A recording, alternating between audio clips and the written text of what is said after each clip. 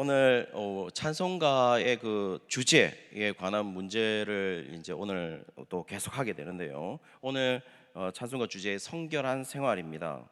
그 성결한 생활의 주제가 어디냐면은 우리 성도님들 420장 한번 펴보시죠. 지금 다 알고 계시죠? 우리가 주제를 했을 때에 420장을 펴보시면 제목이 중간에 나와 있고, 그리고 장수가 어느 한편에 있죠. 그렇죠? 맞죠? 지금 안 보고 계시죠? 그러니까 이렇게 제목이 제일 중간에 있고 장수가 어느 한편에 있어요. 그리고 옆에 다른 편에 주제가 있죠. 거기 보시면 420장에 성결한 생활 이렇게 되어 있죠. 421장도 마찬가지로 성결한 생활 되어 있습니다. 그게 어디까지 되어 있냐면 426장까지 성결한 생활이라고 되어 있습니다. 지금 우리가 거기를 그렇게 하고 있는 겁니다. 마치 처음 하셨다는 듯이 그렇게 보고 계세요. 지금 400장까지 넘어왔는데 보시면 그렇게 되어 있습니다. 자, 그렇다면 어쨌든 이 지금 찬송가들이 거의 이 성결한 생활이라는 것을 주제로 갖고 있다라는 것이죠. 그리고 그 성결한 생활을 주제로 갖고 있어서 그 성결한 생활이 어떤 행위와 연관지어서 지금 설명되어지고 있습니다. 그러니까 성결한 생활이 어떤 것이냐, 조금 더 쉽게 말하면 성결이라고 하는 것이 영어상으로 holiness니까 거룩함의 생활이라는 것이 어떤 것이냐라는 것을 얘기할 때에 어떤 행위 자체와 연관이 되어 있습니다. 420장을 한번 보시면 420장에 보시면은 우리 성도님들 너 성결케 위해 늘 기도하며, 거기 바로 되어 있는 성결케 위에 있죠. 주제. 그 주제 밑에 성구가 나와 있죠. 제 거에만 있는 거 아닙니다. 그렇죠? 있어요. 우리 성도님들 다 가지고 계시죠? 자, 그러면 고개를 한번 끄덕거려 주시고, 다 있죠? 예, 그렇게 돼 있습니다. 그래서 쉬지 말고 기도하라고 돼 있죠. 그리고 그 성구는 데살로니가전서 5장 17절이다 이렇게 되어 있습니다. 맞습니까? 예, 그렇게 되어 있습니다. 그러니까 여기 보시면은 성결한 생활이 뭐냐, 예를 들어서 거룩함이라는 생활이 뭐냐라고 얘기를 했을 때, 오늘 420장은 너 성결케 위해서는 어떻게 하라고요? 기도하라 이렇게 되어 있는 것이죠. 그러니까 기도하는 것이 성결한 삶이다 라고 얘기하는 것이죠. 1절에 보시면 너 성결케 위해 늘 기도하며 너 주 안에 있어 늘 성경 보는 생활, 또 온 형제들과 함께 늘 사귀면서 일하기 전마다 너 기도하라. 그럴 때 사귈 때에 그 일하기 전마다 기도하는 것, 이것이 성결한 삶이다 라는, 성결한 생활이다 라고 얘기하고 있는 것이죠. 어떤 면에서는 행위가 초점을 이루고 있습니다. 41장을 한번 보시죠. 421장을 보시면은 주제 성구가 나와 있습니다. 그 밑에 보시면은 고린도후서 5장 17절이다 이렇게 나와 있습니다. 고린도후서 5장 17절, 우리 강의안 받으셨는데요. 이 강의안 제일 뒤에 보시면은, 뒷장에 보시면 성경 구절이 다 나와 있습니다. 2번에 보시면 고린도후서 5장 17절이죠. 고린도후서 5장 17절이 바로 421장의 성구인데요. 그런즉 누구든지 그리스도 안에 있으면 새로운 피조물이라, 이전 것은 지나갔으니 보라 새 것이 되었도다. 한마디로 뭡니까? 성결한 생활을 하는 정체성, 이렇게 성결한 생활을 하는 사람은 어떤 사람들이냐라는 것에 초점을 맞추고 있는 것처럼 보입니다. 그리고 어쨌든 정체성에 관한 이야기로 초점을 갖추고 있는 거죠. 그런데요, 1절에 보시면 어떻게 되어 있냐면 후렴구에 나의 모든 것 변하고 이렇게 되어 있죠. 제 찬송가 부르니까 좀 이상하죠? 제가 좀 합니다. 안 해서 그렇죠. 그렇죠. 나의 모든 거 변하고 나의 모든 거 변했다라는 말은 결국 행위 자체의 변함을 얘기하는 거죠. 존재 자체의 변함을 얘기하기도 합니다. 그러나 어쨌든 그 존재 자체의 변함은 무엇으로 얘기할 수 있느냐라고 봤을 때 행위의 변함, 행위 자체가 변하는 모습을 이야기하고 있는 것으로 보입니다. 422장을 한번 보시죠. 422장은 또 성경 구절이 어떻게 되냐면 디모데후서 2장 21절입니다. 제가 참고 성경 구절 3번에 되어 있습니다.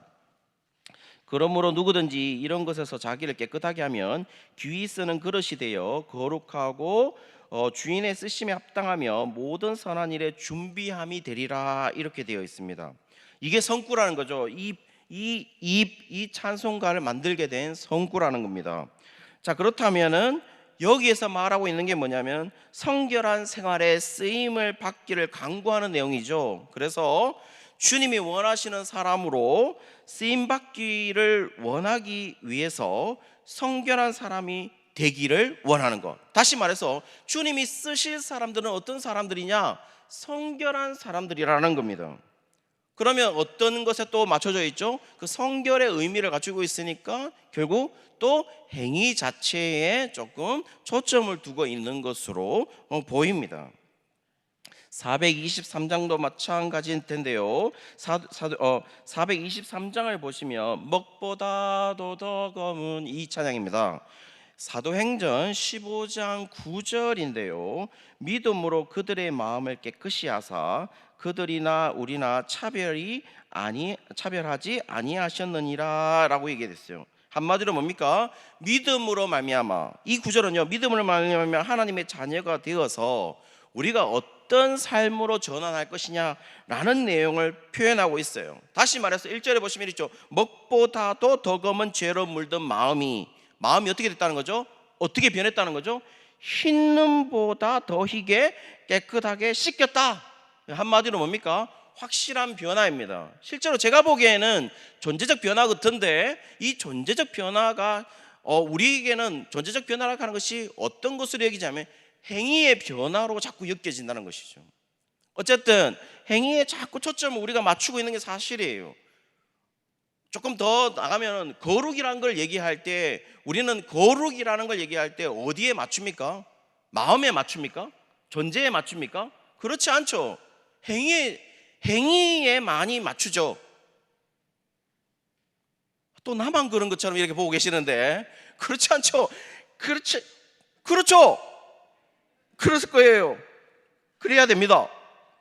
424장도 마찬가지입니다. 424장도 어떻게 됐냐면 히브리서 10장 19절의 본문을 가지고 있어요. 히브리서 10장 19절이 뭐냐면은 그러므로 형제들아 우리가 예수의 피를 힘입어 성소에 들어갈 담력을 얻었다, 이렇게 되어 있습니다.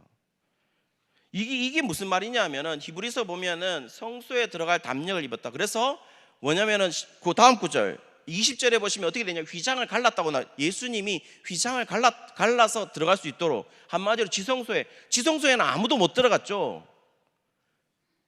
아무도 못 들어갔어요. 그냥 오로지 대제사장만 들어가는 곳이란 말이에요. 그런데 거기에 우리가 이제 예수님 때문에, 예수님 십자가 죽으심으로 말미암아 우리가 거기에 들어갈 수 있는 담력을 얻었다라고 얘기하는 것이죠. 한마디로 뭡니까? 성소에 들어갈 수 없는 자임에도 불구하고 예수님을 믿음으로 결국 성소에 들어갈 수 있게 되었다라고 하는 내용입니다. 한마디로 뭡니까? A라는 존재였다가 지금 B라는 존재가 되었다. 한마디로 뭡니까?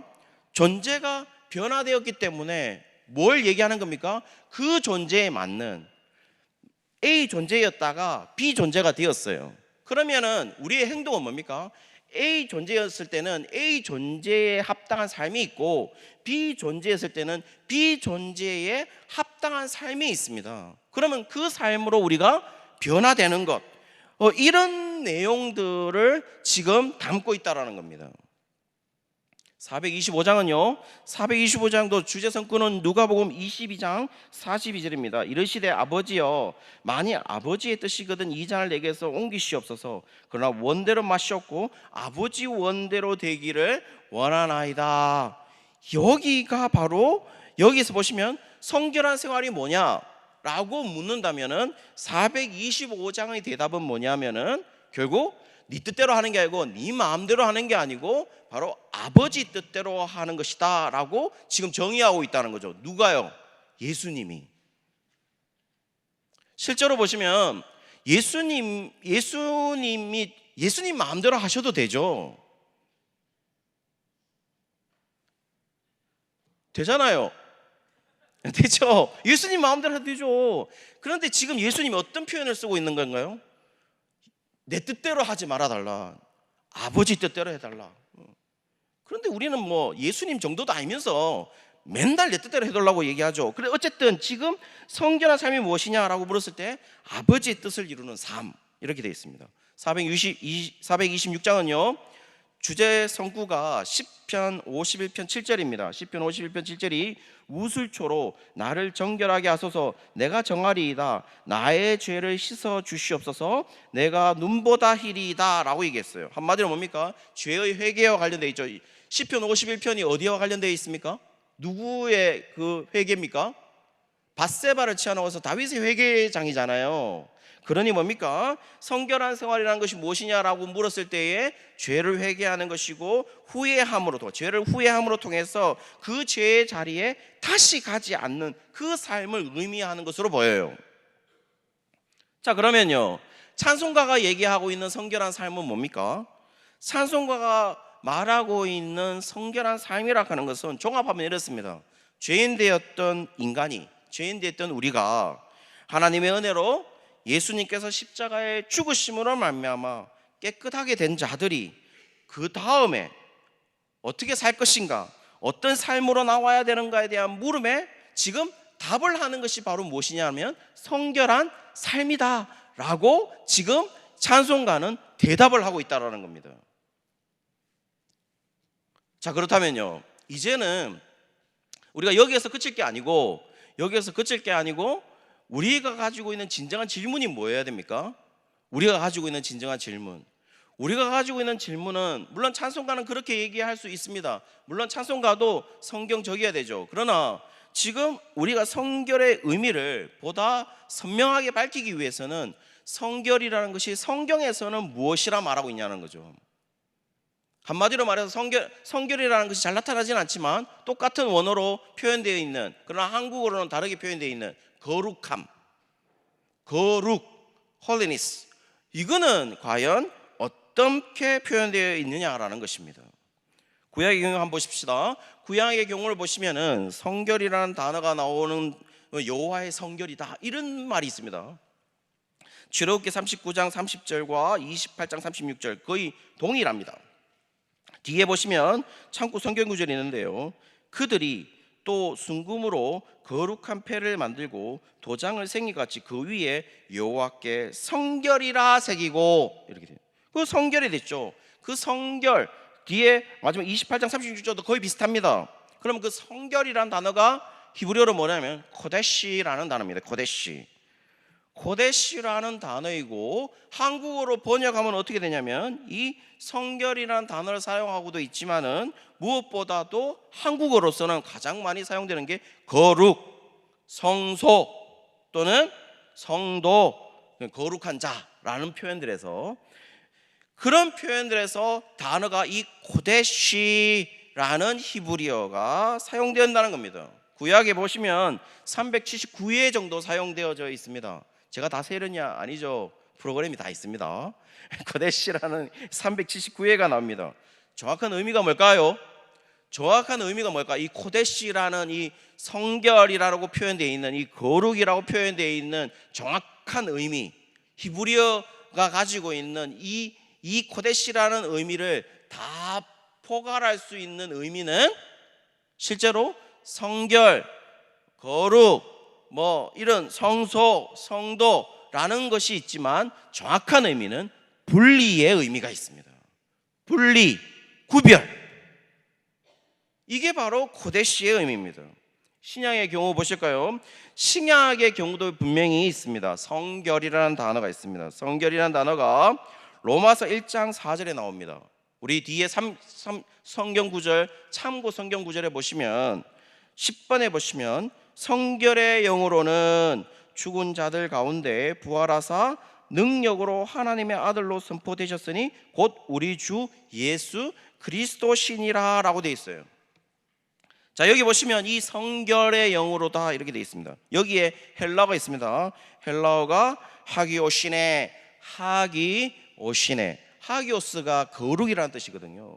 거룩한 이라는 뜻입니다. 그런데요, 여기 보면 하기오시네라고 표현되어 있어요. 하기오시네, 하기오시네. 이 말은 뭐냐면 결국 이 말도 거룩, 도덕적 순결이라는 의미를 가지고 있습니다.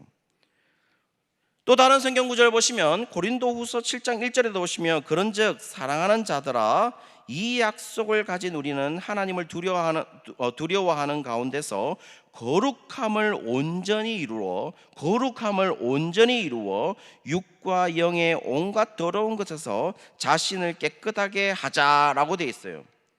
여기 보시면 이 거룩함, 이게 또 하기오시네입니다. 데살로니가전서 3장 13절에도 보시면 똑같이 여러분 뒤에 보시면 제가 제일 마지막 손구 11번이라고 되어 있는 12번이겠죠. 보시면 거룩함에 제일 마지막 밑줄 친 부분에 거룩함에 흠이 없게 하시기를 원하노라. 여기에도 이 거룩함, 요게 하기오시네라는 겁니다. 자, 그러면 우리 성도님들, 신약과 구약의 이 성결의 단어는 실제로 공통의 의미를 가지고 있습니다. 고데시, 하기오시네, 이 단어는 똑같단 말입니다. 공통의 의미가 있어요. 그게 뭐냐면은 둘 다 거룩함을 얘기해요. holiness, 거룩함이라는 자체는 뭘 의미하는 겁니까? 거룩하다는 말은 뭡니까? 뭐가 있다라는 얘기죠. 상대적으로 거룩하지 않다라는 것이 있다는 거죠. 한마디로 뭡니까? 세속적인 게 있다는 거죠. 다시요, 성도님들 생각해 보십시오. 거룩한 게 있다라고, 이 거룩이라고 한다면 왜 거룩이라는 단어가 있죠? 상대적으로 거룩하지 않은 게 있죠. 그래서 거룩이라는 단어는, 그래서 의미가, 전체적인 의미에서 가장 중요한 의미는, 거룩이라는 단어가 가지고 있는 의미는 분리, 구별이라는 의미가 있다라는 겁니다. 그래서 뭡니까? 실제적으로 이 기원은 왜 분리되었냐? 왜 분리되었냐면은 실제적으로 거룩이라는 것은 하나님의 속성입니다. 물론 자꾸 조직 신학에서 이 거룩이라는 것을 공유적 속성, 성도 자꾸 어려운 얘기 또 계속 하게 되는데요. 설명을 드리면 다시 말씀드리지만 이보다 더 쉽게 설명할 수는 없습니다.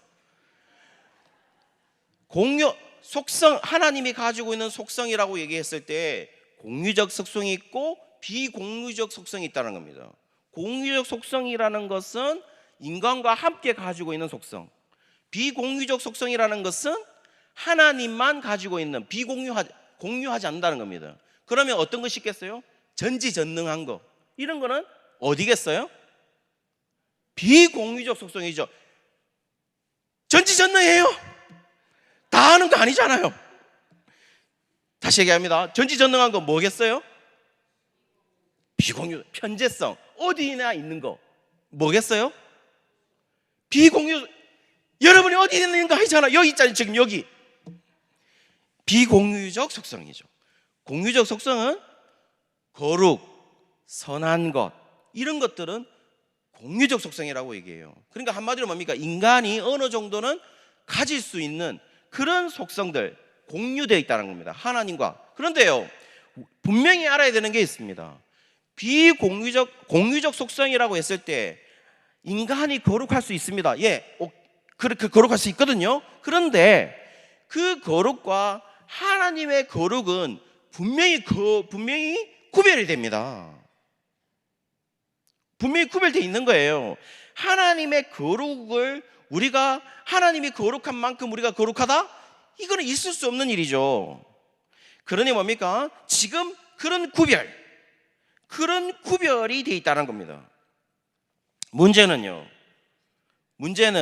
결국 뭡니까? 그런 거룩, 그런 하기오시네, 코데시, 라는 것을 지금 오늘 우리가 풀어야 될 문제는 뭐냐면 그것을 인간 자신에게 적용할 수 있냐는 거예요.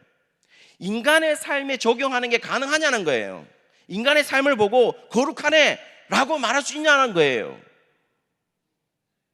어떤 인간의 삶을 봤을 때 거룩하냐 라고 이 사람은 거룩한 생활을 하고 있어, 성결한 생활을 하고 있어 라고 하는 그 적용이 과연 성경적으로 옳으냐, 이것이 문제의 핵심이라는 겁니다. 무슨 말인지 이해하시나요? 그러니까 이런 거죠. 옛날에는 뭐예요? 성경책 거룩해요, 안 거룩해요? 요 책이요. 저는 제 학생 때 제 중고등 학생 때 말이죠. 중고등 학생 때 뭡니까? 저희들이 긴 장의자가 있었는데 여름에 얼마나 더워요. 그럼 뭘 받치고 자면 제일 좋은 줄 아세요? 성경책이에요. 땀이 흡수가 안 돼. 여기는 성경책이, 왜냐면 여기 그거잖아요. 얼마나 덥게 자겠어요. 그때는 에어컨도 잘 안 돼 있을 텐데. 그러면 이걸 받치고 자면, 2개 받치고 자면 금상첨화란 말이에요. 그런데 혼났어요, 장로님들한테. 왜요? 전도사 아들이라 하는 게 저거 그러면서 그랬단 말이죠. 성경책 다 넘으면 돼요, 안 돼요? 우리 여기 앉아있는 분은 성경책 다 넘다가 다 혼난 분들이에요. 저만 혼났어요 또? 그렇죠. 우린 다 혼났어요. 그러니까 이거를 어떤 것들에 대해서 거룩이라는 것을 자꾸 뭡니까? 존재 양식에서 다 우리는 거기에 맞추어서 설명하고 있다는 겁니다. 그런데요, 그게 맞느냐라는 겁니다. 그게 맞느냐?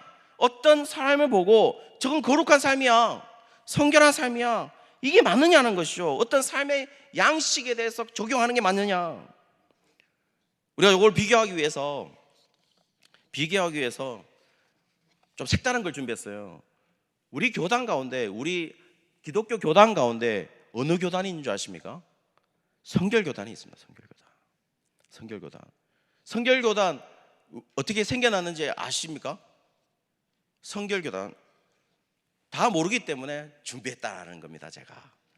제가 준비했어요.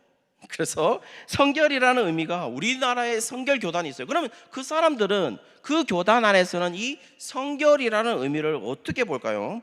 2개의 분파가 있습니다. 2개의 분파가 있는데요, 기독교 대한성결교회, 그 다음에 예수교 대한성결교회, 이렇게 있다는 겁니다. 장로교 같은 경우에는 뭐가 있습니까? 대한예수교 장로회, 합동 측, 통합 측, 고신 측, 합신, 기장 뭐 이런,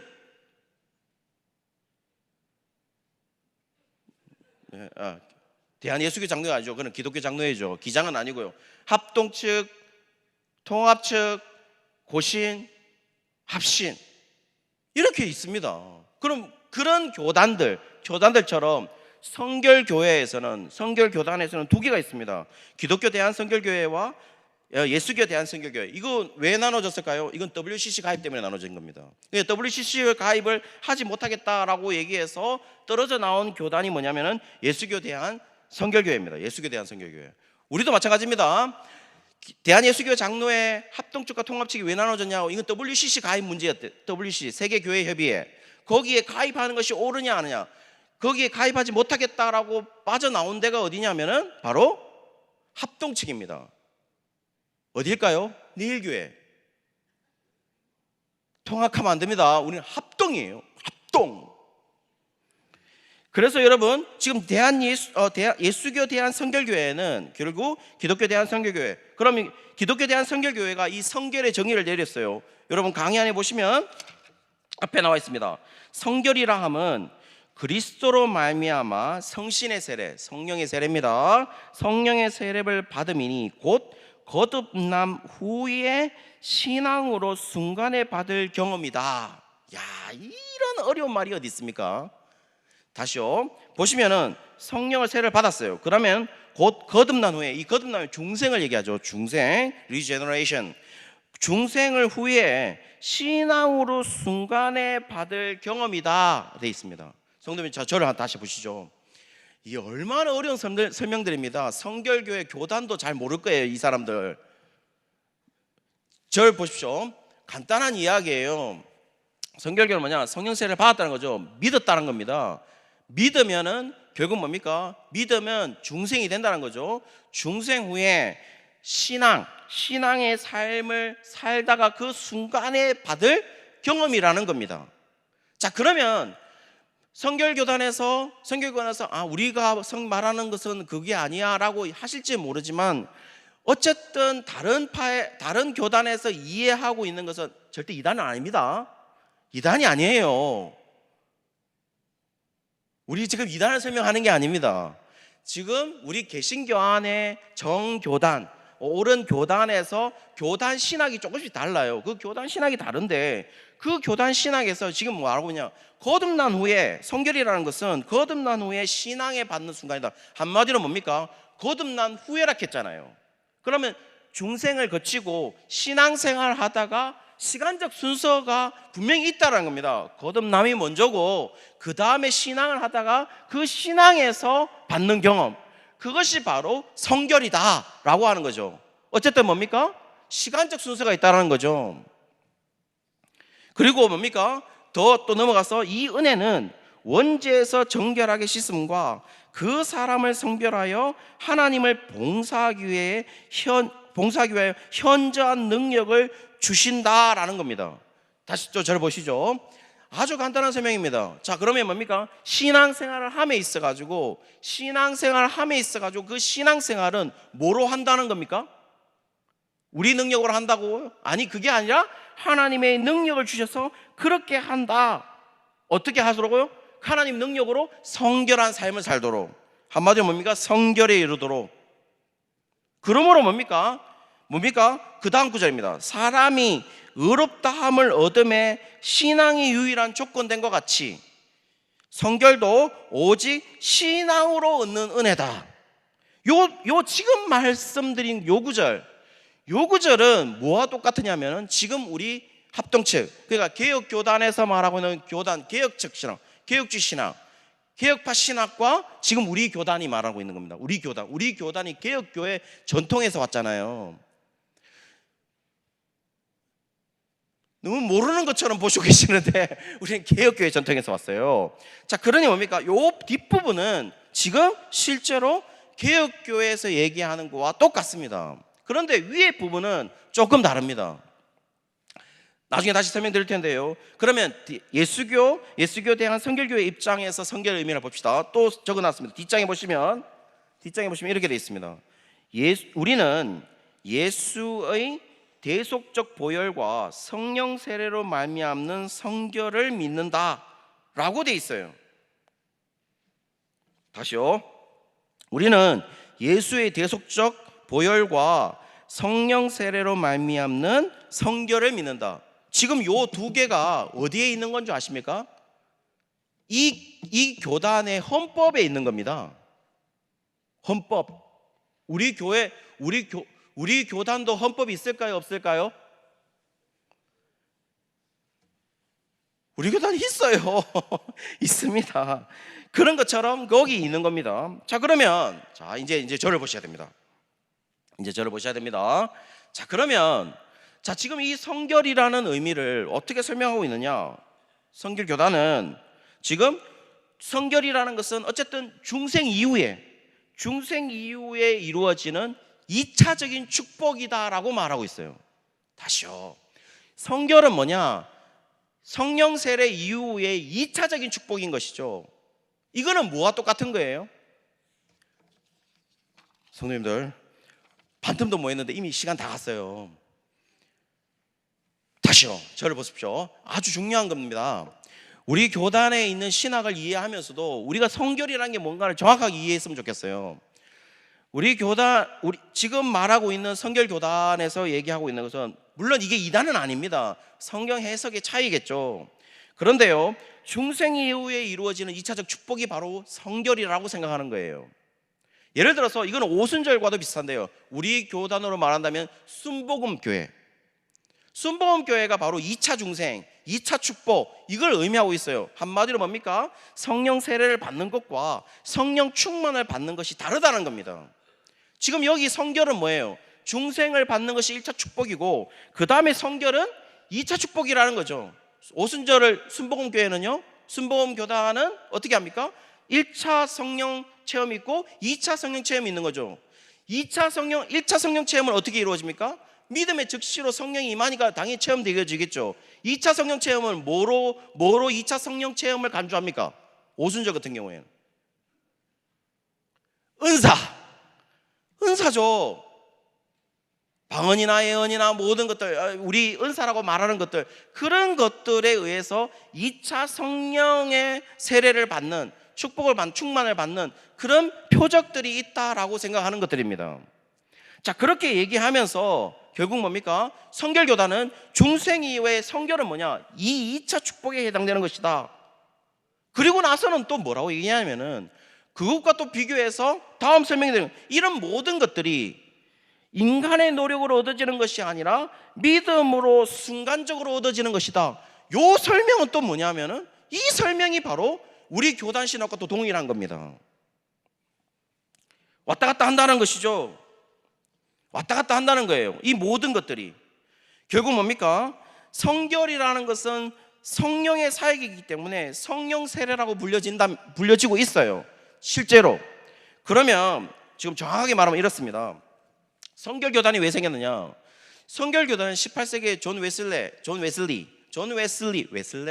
이거 아기 분유 이름이고, 웨슬리가 뭡니까? 18세기 성공의 사제이지 않습니까? 성공의 사제일 때에 완전 성화론, 그러니까 18세기 완전 성화론을 외칠 때에 유럽에서는 그때 그 성공회에서 나온 교단이 뭡니까?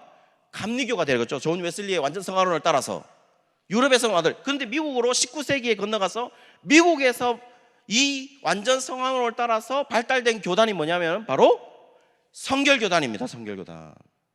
19세기에.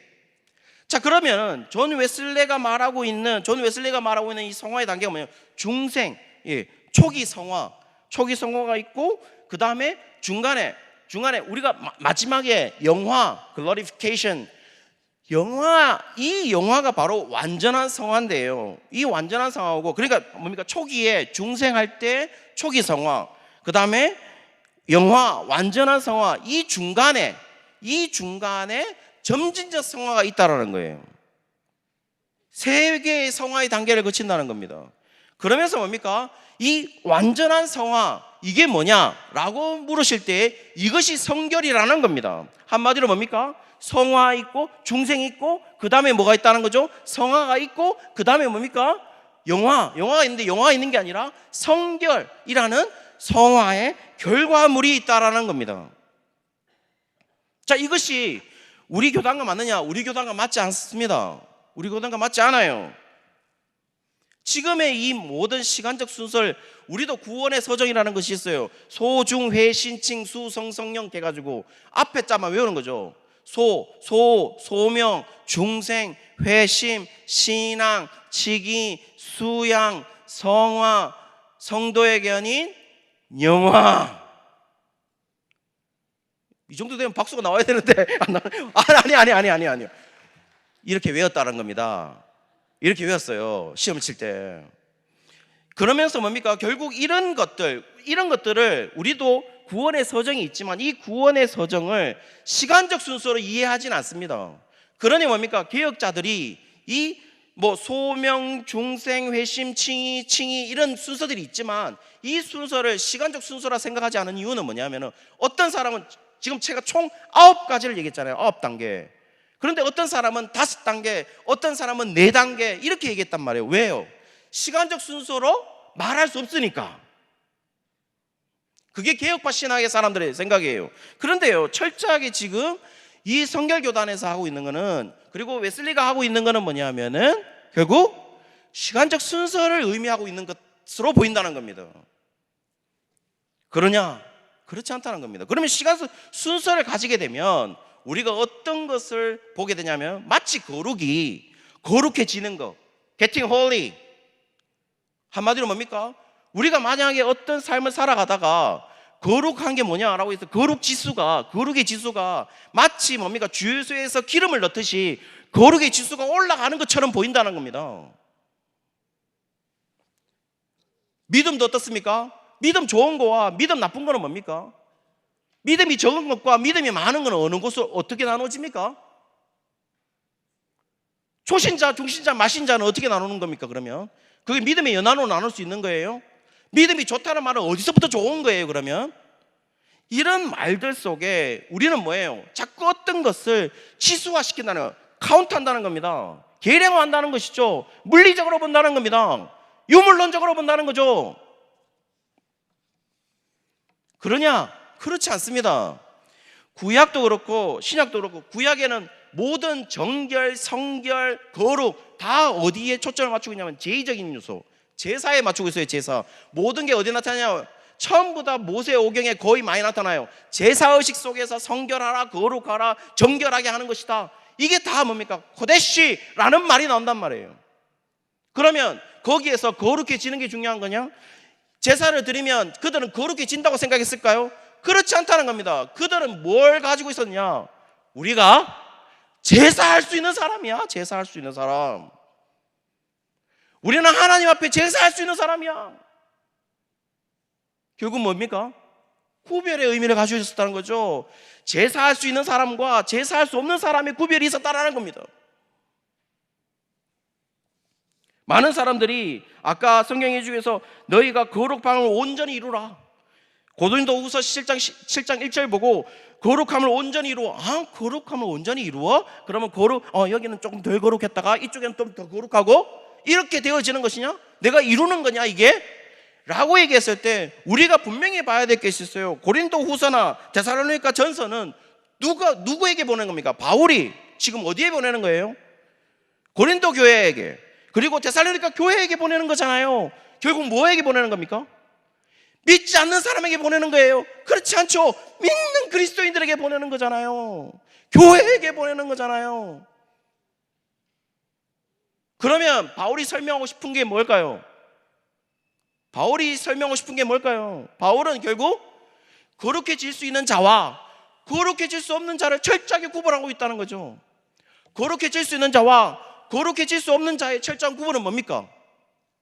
결국 바울이 계속 얘기하고 있는 거는 믿음이라는 겁니다. 혈통이 아니라는 거예요. 그리고 그 믿는 자가 거룩해질 수 있다는 겁니다. 믿지 못하는 자는요, 거룩해질 수 없다는 거죠. 어디에 초점이 있습니까? 구분, 분리. 사랑하는 성도 여러분, 그렇게 되어 있다는 겁니다. 그래서 뭡니까? 그런 무리들이 어떤 행동의 양식으로 나타납니까? 바로 믿음의 행위를 강조하고 있죠. 바울은 그 믿음의 행위가 어디에 나타나 있어요? 갈라디아서 5장에 보시면 어디에 뭐가 나타납니까? 성령의 열매. 그 성령의 열매를 거룩하지 않는 비그리스도인들이 맺을 수 있어요? 맺을 수 없죠. 다시 말씀드립니다. 성도님들, 저를 다시 한번 보시죠. 성령의 열매 가운데 사랑이 있습니다. 충성도 있어요. 믿는 자의 충성과 믿지 않는 자의 충성이 같습니까? 똑같은 충성의 행위를 했다 칩시다. 그러나 이 사람은 충성의 열매를 맺을 수 없어요. 이 사람은, 그리스도인들은 충성의 열매를 맺을 수 있어요. 왜냐하면 그건 성령의 열매니까. 다시 말씀드립니다. 거룩이 뭐냐? 믿음이 뭐냐? 성결이 뭐냐? 이거는 어떤 지수가 올라가는 것이 아니고 바로 거룩하게 될 수 없는 사람들과 분리된 그리스도 예수 안에 거하는 그 영역 안에 있는 그 사람들, 그리스도 예수 안에 있는 사람들, 성령 안에 있는 그 사람들, 그 자체, 그리스도에 참여한 그 자체를 우리는 뭐라 부르느냐? 바로 성결, 거룩함이라고 부른다는 것입니다. 우리의 행위가 거룩한 행위로 오케이, 그것도 맞습니다. 그렇게 하는 게 맞죠. 거룩해지다, 그렇게 표현할 수 있어요. 그러나 무엇보다도 성경이 말하고 있는 거룩은 뭐냐? 그리스도 밖에 있는 사람이 아무리 착하다고 하더라도, 그리스도 밖에 있는 사람이 아무리 우리와 똑같은 행위로 선한 행위를 했다 할지라도 그것을 거룩하다 말하지 않는 이유는 그 사람은 그리스도 밖에 있는 사람이라는 거죠. 거룩함이 뭡니까? 성결함이 뭡니까? 성결이라는 게 뭡니까? 거룩함이라는 게 뭡니까? 결국 성경이 말하고 있는 것은 예수 안에 있는 사람들, 예수 안에 있다는 그 자체, 그것이 거룩함이라는 겁니다. 그 안에 있어서 우리의 죄가 보이지 않기 때문에, 그분이 죄를 사했기 때문에 우리는 깨끗하게, 정결하게, 성결하게 보이는 겁니다. 우리가 아무리 거룩한 행동을 했다 할지라도, 우리가 아무리 성결한 생활을 했다 할지라도 과연 우리가 거룩하다 말할 수 있을까요? 우리가 하나님 앞에 고개를 빳빳이 들 수 있을까요? 그럴 수 없죠. 사랑하는 성도 여러분, 우리의 행위에